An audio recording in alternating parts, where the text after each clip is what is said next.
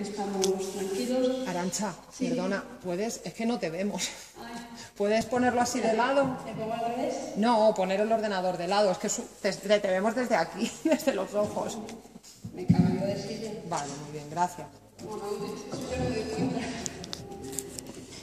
Es que la estoy viendo así, los ojos. Porque me tape el micro, me tapa menos. Gracias. No, a vosotros. Y lo segundo es que podáis tener elementos de juicio y ser críticos para poder valorar este anteproyecto que ya es proyecto de ley. Quiero que recordemos un mensaje de Mariano Rajoy cuando se presentó a su candidatura como presidente, que dijo que no iba a cambiar la ley de educación porque no podíamos estar cada cambio de partido político cambiando la ley y a la luz de los políticos. Y en esa misma línea se pronunció el ministro en su sesión de investidura y, como os habéis dado cuenta, no vamos por ese camino. ¿De qué vamos a hablar hoy? De los antecedentes, de cómo ha sido el proceso de tramitación, qué contenido tiene el anteproyecto que ahora ya es proyecto, argumentos que han hecho para esta contrarreforma, qué políticas se están llevando a cabo contra la educación y cómo es el modelo que tenemos en la Comunidad de Madrid. ¿Y qué podemos hacer sobre todo? ¿Qué podemos hacer nosotros como padres y madres? Si hay aquí alguien más de lo que llamamos marea verde, pues bienvenido, porque esto afecta a toda la comunidad educativa y a toda la sociedad en general, porque cuando tú cambias un modelo de educación, cambias un modelo social y sabemos que el éxito que estamos teniendo como movimiento es porque la sociedad madrileña, en un principio y luego a nivel estatal, se ha dado cuenta de la importancia que tiene, que la escuela no solo es la escuela, está relacionada con el entorno. La Constitución española, el artículo 27, cuando se pusieron los padres de la Constitución, como se dice, a elaborar, en el artículo 27 se reconoce el derecho a la educación y hay algo que los padres, los que estamos aquí mismo creemos, ¿no? Que los padres participamos en el control, en la gestión de los centros públicos. ¿Qué leyes hemos tenido educativas? Porque están diciendo, es la séptima ley. Leyes educativas en sí hasta la LOE, la LOCSE y la LOE. Y entre la LOCSE y la LOE ha estado la LOCE, una ley que no llegó a aplicarse, pero que en la Comunidad de Madrid sí que la hemos tenido porque han estado bordeando el límite continuamente. Pues desde que han estado las competencias de educación transferidas a las comunidades y una vez que la LOCE se pone encima de la mesa, es un modelo que algunos han querido llevar a cabo y vais a ver las similitudes que tiene con la LOCE. Que hemos tenido y que hemos conseguido con el secretario reciente de la educación, lo que os comentaba, la LOCE se derogó, pero sí que se aplicó en algunas comunidades. ¿Qué pasó con la LOCE? La LOCE se puso en marcha solo con el apoyo de un partido, del Partido Popular, y salió adelante en la segunda legislatura de Aznar. Cuando llegó el otro partido, nosotros no estamos para cambiar partido ni para poner ni quitar. Lo que sí que decimos los padres y madres, por qué senda queremos que se vaya, y somos críticos, pero somos críticos con todo. Cuando un partido político hace políticas educativas que no corresponden a lo que nosotros creemos que tiene que tener la escuela pública, se lo decimos a todos. Lo único que aquí en la Comunidad de Madrid, como os digo, solo ha sido el Partido Popular y es con quien más enfrentamiento tenemos a nivel de ser críticos, porque al final esto es ideología y ya no es ideología de partido en sí, porque nosotros tenemos que hacer un mensaje de la camiseta. El de escuela pública de todos para todos. Pues claro, no es un mensaje político, porque estás hablando que la escuela es de todos, algo público y que es para todos. Que algunos partidos políticos lo lleven a cabo, lo asuman o no, eso ya es cuestión de ellos, pero esto no es un mensaje partidista. Un fallo educativo, un pacto educativo. Si alguno tenéis recuerdo de qué pasó con Ángel Gabilondo, el anterior ministro de Educación, él intentó llegar a un pacto. Se hizo una comisión de expertos, por ponerle un nombre, donde por lo menos intentaban llegar a un acuerdo de mínimos. A ver, señoras y señores, vamos a conseguir entre todos llegar a un acuerdo de mínimos en educación, y ese fue el objetivo. Y prácticamente el pacto estaba, pero al final un partido se retiró, el Partido Popular, por temas partidistas. ¿Qué consiguieron con ello? Poner encima de la mesa que era necesario reformar el sistema educativo. No apoyaron ese pacto, pero ahora que ellos están, sí que quieren cambiarlo. Ahora mismo este proyecto de ley no tiene el apoyo de la comunidad educativa y no tiene el apoyo prácticamente de lo que es el arco parlamentario. Entonces, ¿qué decimos los padres y las madres?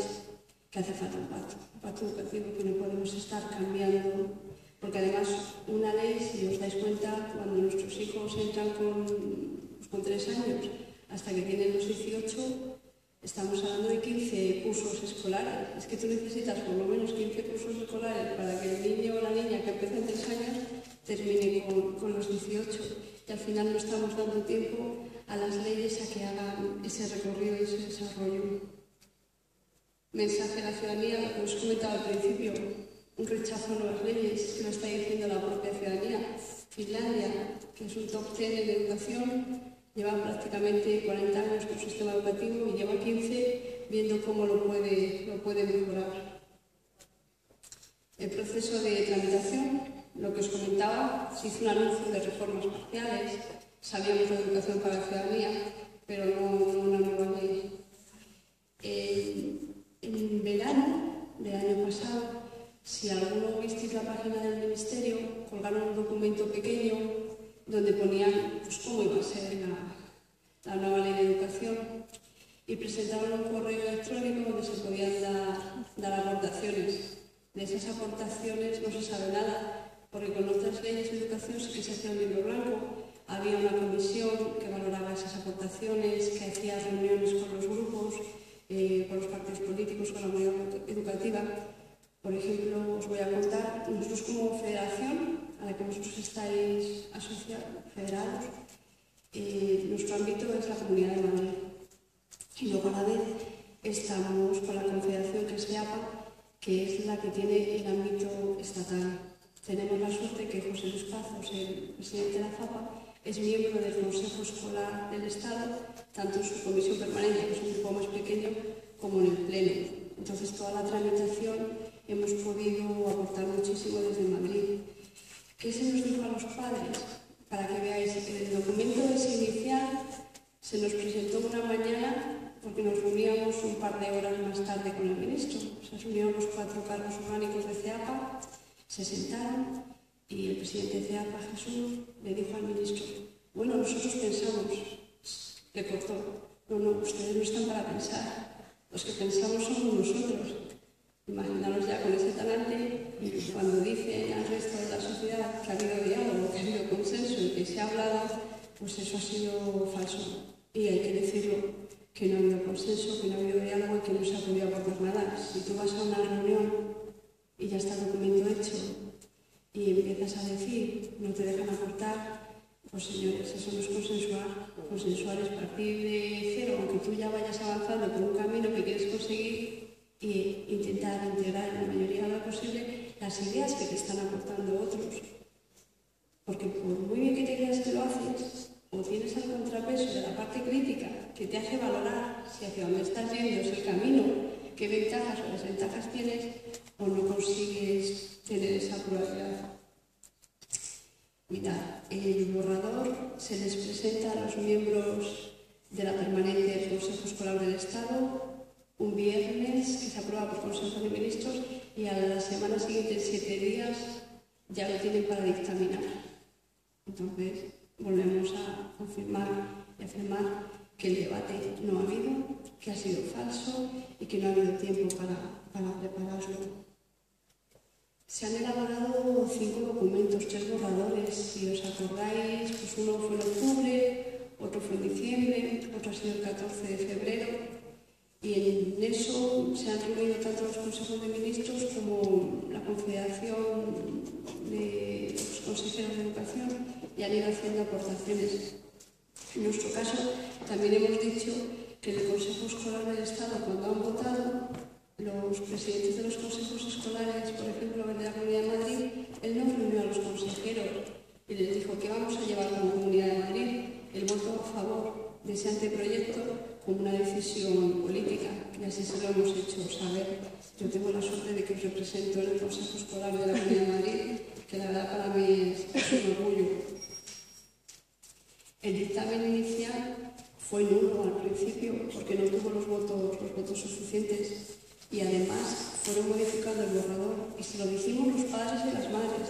Les dijimos, ese dictamen que es preceptivo significa que es obligatorio, no es válido porque no ha tenido el quórum y porque además lo ha sido modificando y tuvo que volverse a reunir el Consejo Escolar del Estado. Se hicieron dictámenes alternativos porque nos han acusado a los padres y a las madres de que no aportamos. Ya le tuvimos que decir a la secretaria del Ministerio de Educación, a Monserrat Gomedio, perdona, pero tenemos un documento por registro, pues lo hemos presentado, esta es la ley que queremos, también damos alternativas, porque los padres y las madres somos exigentes. Sí, claro que hay que mejorar el sistema educativo, pero hay que mejorarlo bien. Somos unos inconformistas si es que queremos lo mejor para nuestros hijos y nuestras hijas. Y ese dictamen alternativo, como os comento, no llegó a poderse presentar porque tú tienes que dictaminar un texto y luego los distintos consejeros presentan un texto alternativo y lo que se hace se va votando. Claro, ya sabemos cómo son las mayorías de los consejos escolares, los padres y las madres, cómo estamos en los centros. Por un tercio, ¿cuántas veces conseguimos algo? O porque estamos de acuerdo en el claustro o con el equipo directivo, pero solos no conseguimos la mayoría de las veces nada. Y lo último ha sido el Consejo de Estado, es el órgano consultivo más alto y si alguna curiosidad habéis mirado los miembros, no son progresistas. Lo hizo solo en la permanente del pleno, fueron 185 folios y el dictamen fue demoledor. Nosotros hemos llegado a decir que si el ministro tiene dificultad de comprensión lectora porque no le pone muy bien de algunas cosas que sí que han cambiado, han matizado, pero las cuestiones de fondo, no. El Consejo de Ministros lo aprobó un viernes. ¿Os acordáis que estaba pendiente de ser aprobado en el Consejo de Ministros el día 10, que era viernes, y que hubo la huelga el día 9, una huelga histórica, porque fue convocada por los padres y las madres, por los alumnos, por los profesores y todas las etapas, incluida la universidad? Es la primera vez en la historia que se daba esa movilización, entonces no lo llevaron al siguiente. Diagnóstico del Ministerio de Educación. Vamos a hablar ya del anteproyecto. La educación es servicio de la economía, el alumno visto como futuros trabajadores, nivel educativo determina el futuro y la calidad educativa medida solo por los resultados, una carga de obstáculos, las reválidas. Yo lo que os voy a decir es que esta reforma está basada en un supuesto fracaso del sistema actual y eso es falso, es rotundamente falso y además con datos y datos que no aportamos nosotros, sino que aporta PISA, que aporta el Ministerio y en algunos casos la Comunidad de Madrid. Y es relativamente falso que haya fracasado y que no permita progresar. El abandono escolar en España del 2011 era un 26,5, el año 2012 ya son 24,9. Tenemos como objetivo para el 2020 un 10%. Hay algunas comunidades que ya están prácticamente en esas cifras, Navarra, País Vasco, con un 11 o un 12. ¿Eso qué significa? Que con el mismo marco normativo hay comunidades autónomas que sí que han avanzado y otras que no. Mirad, ha sido tanto el avance español que la OCDE, que no es un organismo que podamos decir que es como la UNESCO, es un organismo puro y duro empresarial, lo ha catalogado como el milagro español. Hace 40 años en este país no estudiaba nadie. Entonces lo que tenemos que ser conscientes de qué punto partíamos y dónde estamos ahora. En el 70 teníamos un 73% de abandono escolar. El término el abandono escolar es un indicador, no sé si lo conocéis, se suele utilizar antes que fracaso escolar porque a nivel de Europa está más claro. Decimos que hay abandono escolar cuando las personas entre 18 y 24 años no están estudiando unos estudios superiores, como puede ser una FP o una carrera universitaria. Entonces, para que veáis dónde estamos, pero es por dónde venimos. En España hemos pasado por situaciones de crisis, de recesiones, y es muy importante saber cómo costaba para saber si donde hemos llegado hemos recorrido algo, ¿no? Porque claro, decir que estamos muy mal, no, luego veis los datos de PISA. Y un ejemplo que pone un profesor, se lo comentaba una compañera vuestra y el alto inspector, es un ejemplo curioso y además que los padres lo vais a entender. Si la media de Europa es unos 70 y nosotros medimos unos 67, ¿nos consideraríamos bajitos? No, ¿verdad? Pues eso es un poco con lo que pasa con los resultados PISA. No estamos en el furgón de cola, estamos en el medio. Se quiere canalizar al alumnado por vías definidas, racionalizar la oferta educativa, simplificar el currículum, reforzar las instrumentales, el TIC, incrementar la autonomía y la memoria y impacto, luego hablo de la memoria económica. Voy a ir para atrás porque no está explicado. Es que tengo tantas presentaciones que ya...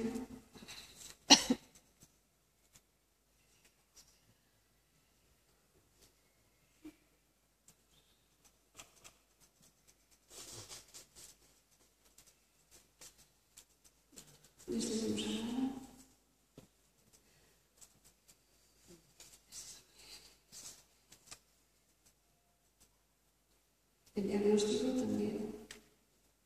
El diagnóstico que ha hecho el Ministerio, ya os he comentado que ha sido totalmente falso y además que le falta rigurosidad, le falta aportación de datos. Cuando habla de datos de PISA, los que se conocen del informe de PISA, las 200, 300 o 400 hojas, van a buscar esos datos y la verdad es que no lo encuentran. Lo segundo que habla en el anteproyecto continuamente es que la educación está al servicio de la economía. Le decíamos en algún artículo al ministro que él es ministro de Educación, que no es de empleo, que la ministra de Empleo a veces se pierda, pero que no, que se ocupe de la educación. Además es que hoy en día, como padres y madres, decirle a nuestros hijos que vais a estudiar, que vais a conseguir un puesto de trabajo, pues eso no se lo podemos decir, tienes que acompañarlo a algo más. La educación es para toda la vida, la formación integral de las personas. ¿Qué es lo que dicen? Que hemos estudiado por encima de nuestras posibilidades. Igual que hemos vivido por encima de las posibilidades, pues que hemos estudiado por encima. Y que en España sobran universitarios, que tenemos muchos.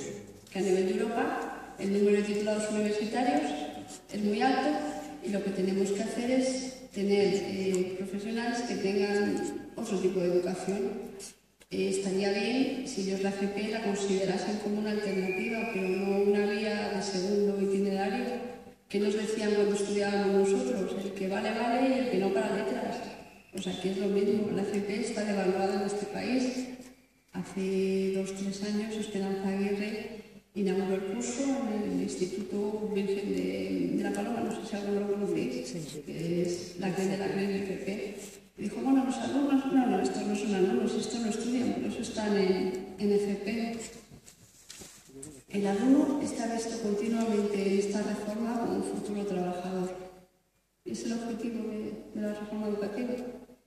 ¿Qué es lo que pasa?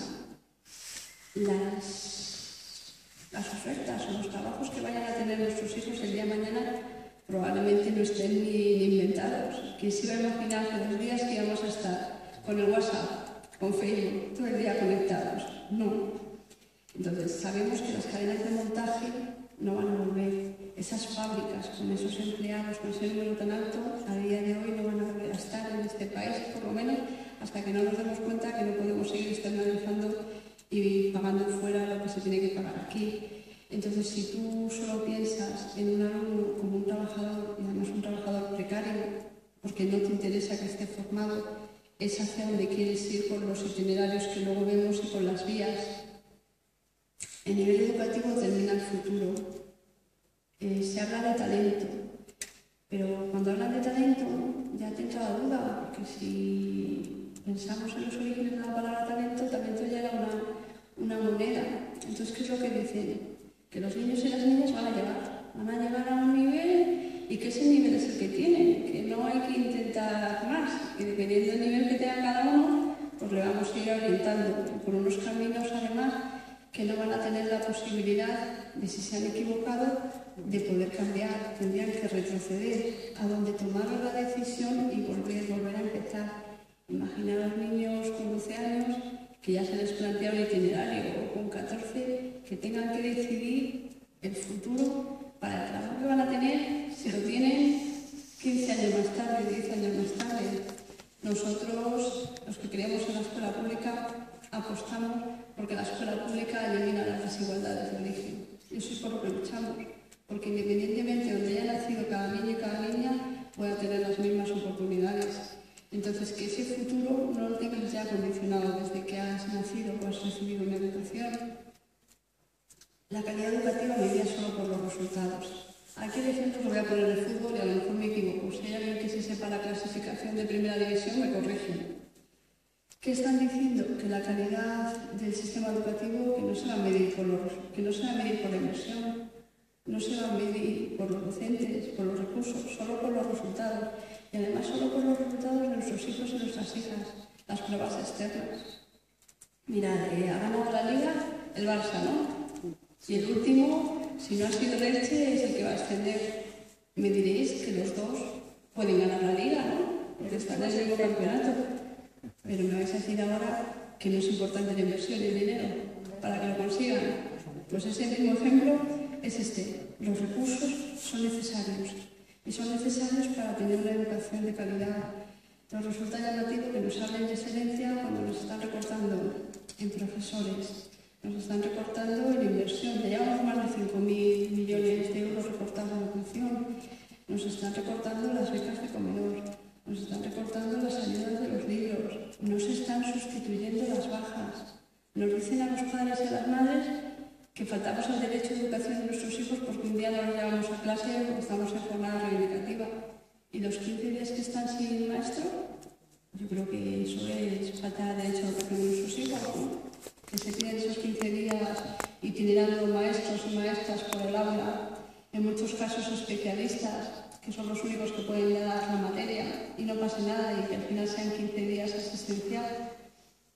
Nosotros no estamos en contra de las pruebas externas en general, sí en las pruebas externas que tenemos en la Comunidad de Madrid, que son las que se quieren importar. No sé si alguno tenéis hijos de segundo de primaria, ayer hicieron la LEA, están haciendo pruebas de inglés continuamente.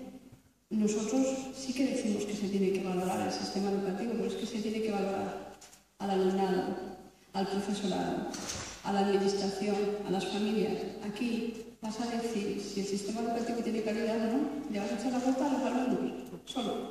Claro, es lo más fácil. Y además, el planteamiento es hacer un ranking de centros. Lo hemos visto en la Comunidad de Madrid. Empezó el periodo de matriculación y lanzaron una aplicación donde podías poner el colegio número 1 de Arroyomolinos comparándolo con el colegio número 2 y te salían los resultados de las pruebas. Cualquier padre que viera eso sin saber diría, pues a este colegio no me voy.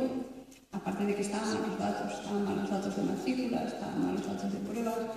Y que hay cosas más importantes del centro o un proyecto educativo, cosa que no aparecía, infraestructuras. Carrera de obstáculos, las reválidas. Les llamamos reválidas porque es lo que había antes. Nuestros hijos e hijas se van a someter a unos exámenes donde si no aprueban ese examen no van a tener el título. Así de duro. Tú vas a tener a un niño y una niña que empiezan 3 años, estación infantil, primaria, secundaria, llega a bachillerato, suspende la reválida y no tiene título. Desaparece la evaluación continua, desaparece porque no la tienen en cuenta. Es un desprestigio absoluto al docente, al que está en la clase, y aparte no se tiene en cuenta el punto de partida. Si hiciéramos una carrera y pusiéramos a un niño a la pata coja, a otro le tapáramos los ojos y a otro le hiciéramos correr marcha atrás, no llegarían al mismo punto. Las diferencias de los niños y las niñas se tienen que tener en cuenta. En estas reválidas lo que se hace es volver a la época del franquismo, por eso lo llamamos contrarreforma. Si me da tiempo os pongo un vídeo. La Ley General de Educación de Villar para sí lo que quería era quitar las reválidas porque se daban cuenta que no llegaban los alumnos a las distintas opciones de seguir estudiando. Entonces, esas reválidas, si son para medir simplemente y para eliminar a gente que pueda seguir estudiando, nosotros no estamos de acuerdo y consideramos que es un error, porque si tú quieres reducir el abandono escolar, esta medida va en todo lo contrario. Canalizar al alumno por vías definidas. Les he comentado los distintos itinerarios en tercero de la ESO, el curso de cuarto, va a tener 2 vías. Una va a ser la académica y la otra la especialidad. Y va a estar ya enfocada a si quieres estudiar FP o quieres estudiar bachillerato. Y va a tener unas asignaturas comunes. Y luego vas a tener que hacer una prueba especial para pasar al bachillerato, para pasar a FP. La prueba especial que os digo es la reválida. ¿Qué pensamos nosotros como padres y madres? Que por lo menos en toda la etapa obligatoria, que es hasta los 16 años, deberían estudiar lo mismo. Tenemos sistemas educativos en Europa, como es Alemania, que es cierto que canaliza antes, pero tenemos a Finlandia que no lo hacen. Son distintas maneras de buscar la excelencia, luego habría que hablar de excelencia, pero es que nosotros apostamos por todos, no por unos pocos. El sistema educativo alemán se caracteriza porque la escuela es muy justita y donde se dan todos los contenidos, donde se hace el esfuerzo, es en las familias. Racionalizar la oferta educativa. Lo que quieren es disminuir el número de optativas, porque con eso que haces, pues tener menos profesores y menos opción de estudiar. Si leísteis el decreto que hemos comentado, lo de las bajas de los profesores, el 14/2012, ya no era obligatorio tener los 3 bachilleratos.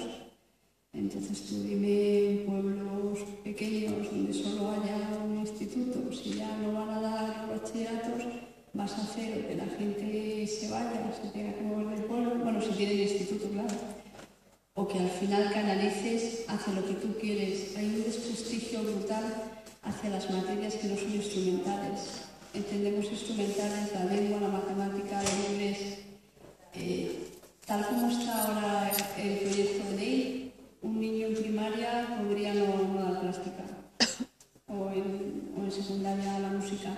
Se ha luchado mucho por una educación integral del alumnado.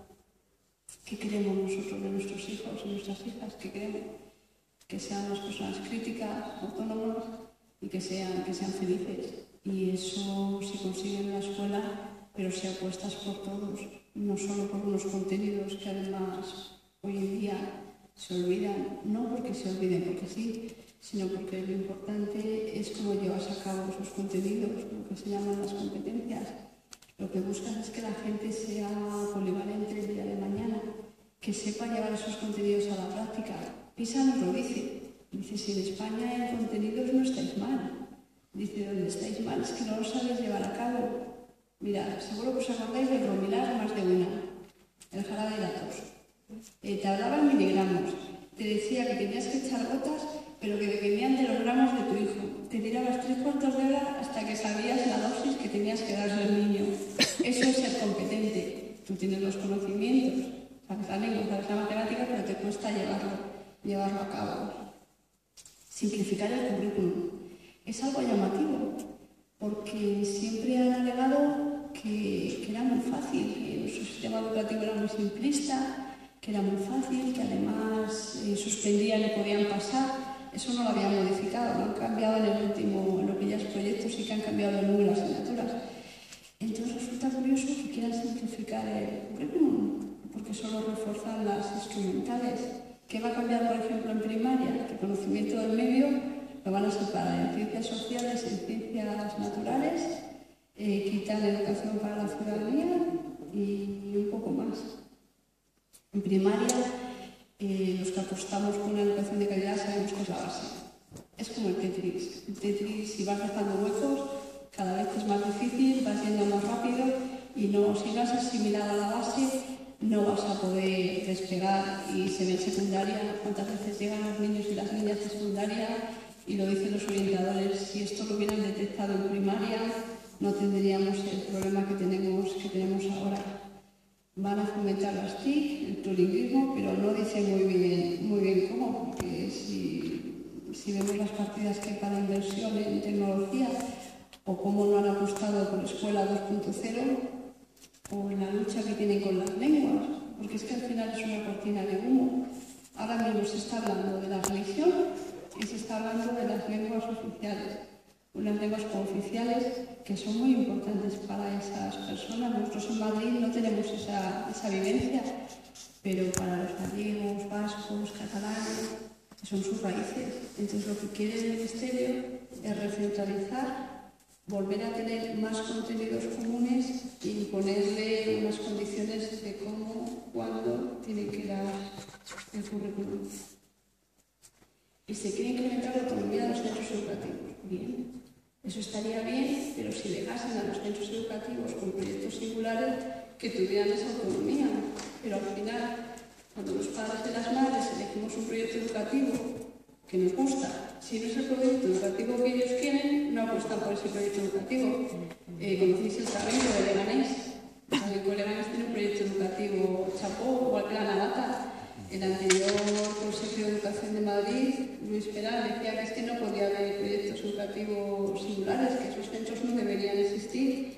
Ahora mismo en Leganés están luchando porque no se cierren sus escuelas infantiles de 3-6, colegios solo infantiles colegios públicos solo de infantil, no de primaria, que tienen esos proyectos únicos como la verbena.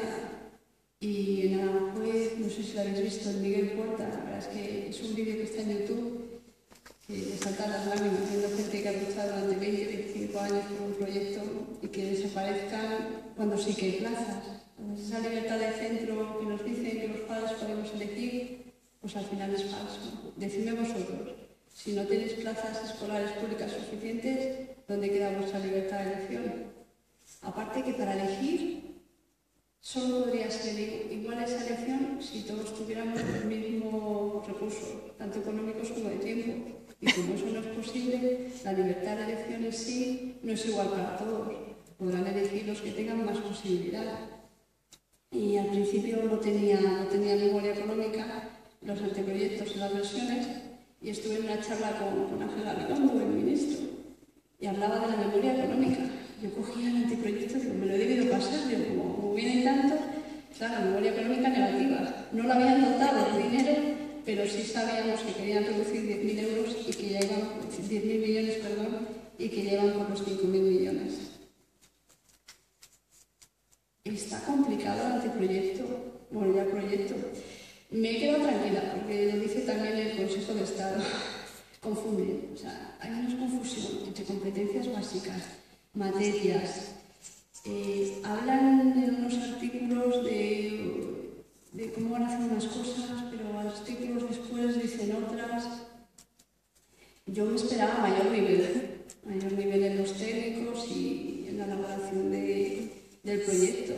Fijaros que incluso copiaban 2 veces una frase o números, cosas que parecen insignificantes, pero que si tú como padre o madre te lo has leído y has dicho, pero si es que han repetido el artículo 6.6 2 veces, o que por ejemplo en un anteproyecto querían que la nota fuera por la carga horaria, es decir, si las matemáticas tenían un 50% de horario escolar, es un ejemplo para que lo entendáis, pues la nota de las matemáticas iba a pesar un 50% de la nota global. En el siguiente anteproyecto, en el tercero, desapareció. Entonces te da una sensación de que han copiado, han cortado, han pegado, uno quería poner una cosa, luego ha llevado otro y la ha quitado. Dices, pero bueno, no, porque no estamos jugando, esto no es la gaseosa, que son nuestros hijos y nuestras hijas. La Comunidad de Madrid no aportó nada a la LOMCE. Cuando nos reunimos con el Consejo de Estado, estaban todos los documentos. Aparte de que no habían mandado los críticos, se vio que la Comunidad de Madrid no había aportado nada. Y es curioso, porque es lo que estamos diciendo, si es que la LOMCE es el modelo que tenemos en la Comunidad de Madrid, y lo que quieren hacer ahora es poner legal lo que ya estaban haciendo. Lo que os he comentado de la ruptura de la evaluación continua del ranking de centros, y que la evaluación externa va a decir la titulación. O sea, el título de la ESO, aunque hayan aprobado el cuarto de la ESO todo, el título lo va a dar la prueba externa, la revalida que hagan. Los 2 primeros años no, pero luego sí, desprecio hacia las materias no instrumentales. Pues la filosofía, que no esté... ¿Cómo vas a conseguir que tengan un pensamiento crítico los alumnos y las alumnas si ya quitas una filosofía, quitas una educación para la ciudadanía, que se nos olvida que es educación para la ciudadanía y los derechos humanos, y que viene desde Europa? Dicen que lo van a trabajar de manera transversal. Bueno, la especialización curricular. En Madrid ya empezó el año pasado lo de ceder el 35% del currículum del que tiene competencia la comunidad para que cada centro lo desarrolle. Te toca el típico proyecto pirado por el deporte y te empieza a meter horas de educación física, de tiro al plato, de badminton y lo que quiera. Claro, nos quejamos que hay 17 modelos educativos, uno por cada comunidad, y ya a cada centro le vas a permitir que tenga un 35% especializado. ¿Y qué es lo que pasa? Hay movilidad, los padres nos movemos y nos llevamos a nuestros hijos. Entonces, ¿qué pasa? ¿No vas a poder cambiar a tu hijo de colegio porque no sabes qué se va a encontrar en el colegio al que le lleves al curso siguiente? Y una excelencia mal entendida. A ver, todos nuestros hijos y nuestras hijas son excelentes. Porque es que son excelentes en algo. No existe una persona que sea excelente en todo. Yo lo que quiero como madre es que si mi hija Laura, por ejemplo, es excelente porque es creativa, que le potencien eso. Y eso no se entiende. Aquí los excelentes son los que se dan bien las matemáticas, los que valen para científicos, toda la parte humanística, el músico, el creativo, el que cuestiona, no es excelente. Por eso decimos una excelencia mal entendida, que todos nuestros hijos son excelentes, de verdad. De evaluación de la familia. Agradecer que no se tenían que preparar ellos, incluso se les ha hecho matricularse se les ha hecho estudiar unas asignaturas para los que no se han matriculado, no hay currículum y se lo están dando unas empresas externas, que no es ni la empresa donde están haciendo la práctica ni el centro educativo. Cultura, equidad, igualdad de oportunidades, porque no se está permitiendo que todo el mundo tenga oportunidad a lo mismo. Se parte de la premisa que os he dicho del talento, de cada uno va a llegar a donde pueda y ahí nos vamos a quedar. ¿Para qué nos vamos a esforzar en que la gente se supere? Vamos a ver, nuestros hijos y nuestras hijas no nacen con una etiqueta. Nosotros podemos pensar que nuestros hijos pueden ser del mundo, pero nuestra forma de desarrollo viene de repente. Te puedes encontrar que te diagnostiquen en el segundo de primaria, si tienes suerte. Y no sé si vosotros habéis tenido años malos o buenos. Yo he tenido algunos muy malos. En bachillerato, bachillerato, lo que hago. Sí, porque no estás centrado, porque has tenido un problema familiar, porque has tenido una desgracia. O los chicos, yo conozco a mi hijo de segundo de primaria y le preguntas qué tal el día y lo primero que te cuenta es que ha jugado al fútbol con sus compañeros. O mi hija que está en Bavia. Entonces esos niños que al final van a ser fracaso escolar, lo que les pasa es que están más aburridos, porque lo que tenemos que cambiar en este país es la metodología, la forma de enseñar. Segregación por sexos, ¿lo habéis visto? Sí, está en el proyecto que se va a dar concierto a los centros que segregan por sexo. Ya no son los que segregan a los que segregan también al profesorado. Los centros que son de niñas, el profesorado es femenino, los que son de niños es masculino. Se lo ha dicho el Consejo del Estado que la comunicación es fundamental y que deberían por lo menos argumentar porque dicen eso. El Consejo Escolar es consultivo. Aquí vamos a ir al Tribunal Constitucional. El Consejo Escolar es el órgano de participación y gestión del centro. Y ahí estamos los padres y las madres. Y además es que es donde podemos estar, porque los profesores tienen el claustro y lo que quieren hacer es quitarle todas las competencias y pasárselas a un director. No sé si habéis leído cómo están en algunos centros con los directores puestos a dedo, por ejemplo, de Beatriz Galindo. Claro, te toca un director de esos que ha puesto la dirección de la territorial directamente de la consejería y os puedo decir que es un horror. Entonces vamos a ir como CIAPA. Como CIAPA vamos a ir, vamos a buscar 50 senadores para ir al Constitucional y rápido, no tener que empezar desde abajo, porque para nosotros vulnera el artículo 27 de la Constitución. Y aparte que es que los padres y madres que estamos en las APAs creemos en la participación, es que hemos dejado esa participación individual como padres para implicarnos también. No la hemos abandonado, pero nos hemos implicado también en la participación colectiva. ¿Y qué es lo que tiene la escuela pública? Que es que entras en la escuela pública, estás en la escuela pública.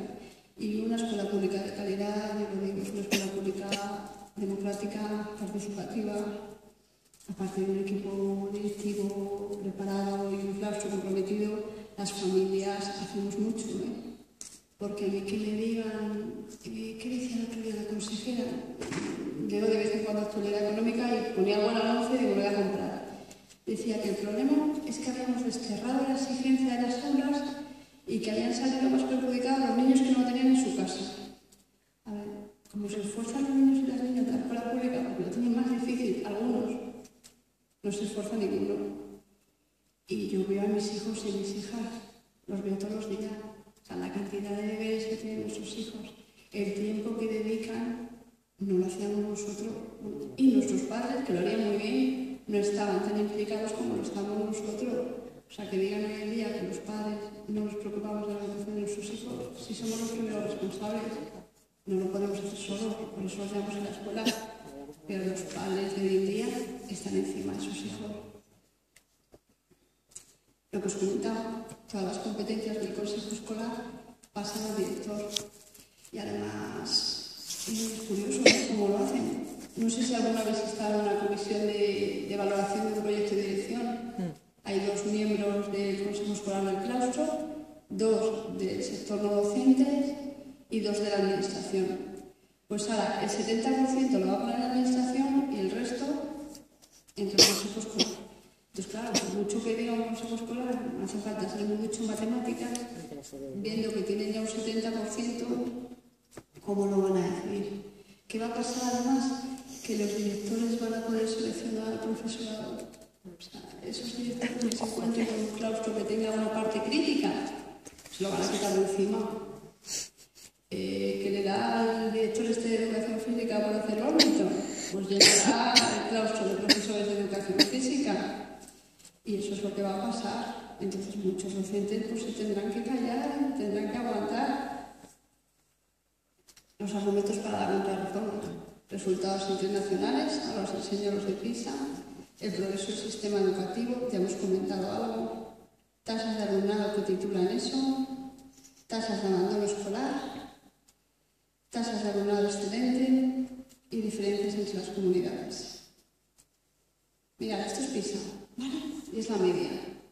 PISA mide los resultados de los niños y niñas de 15 años, independientemente del curso escolar en el que estén, y mide la competencia matemática, lingüística y la científica.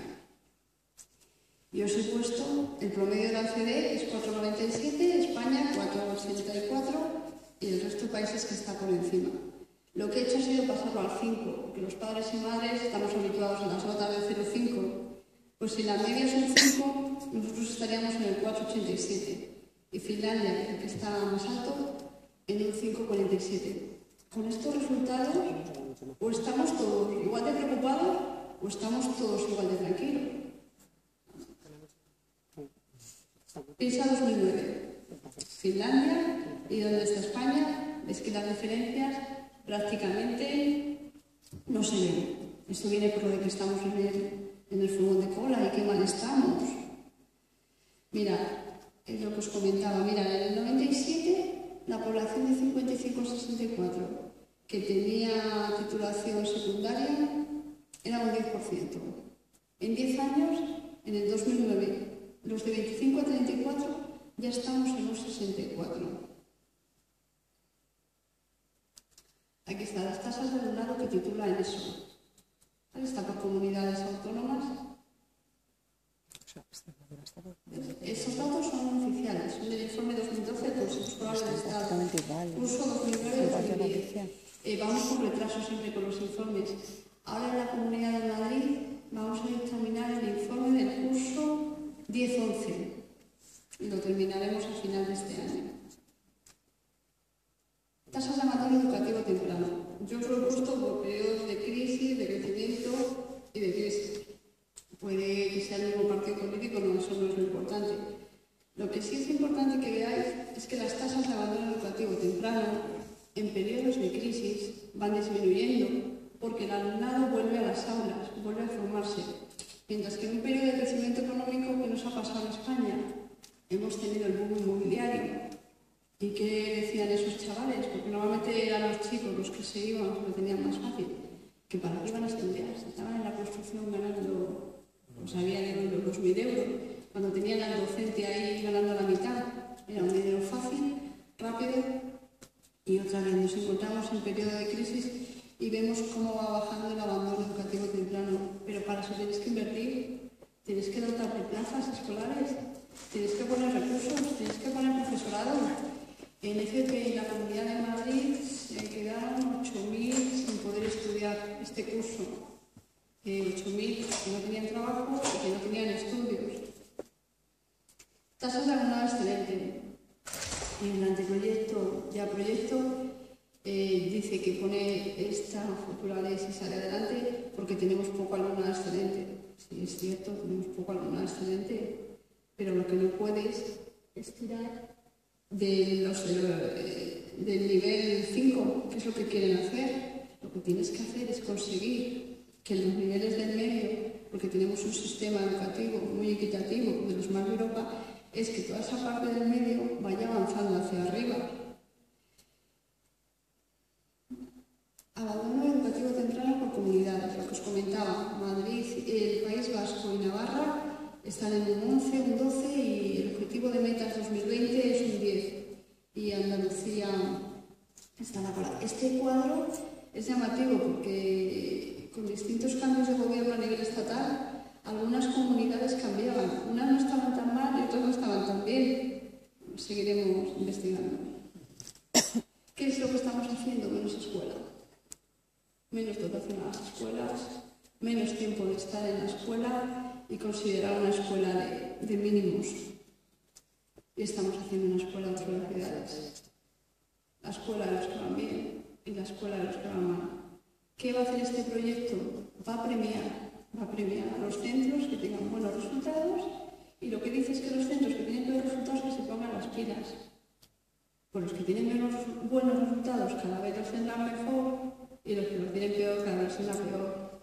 Pero no tienes en cuenta ni el nivel socioeconómico de las familias, ni el nivel del alumnado, ni la diferencia, ni la diversidad que tienes en una escuela o tienes en otro.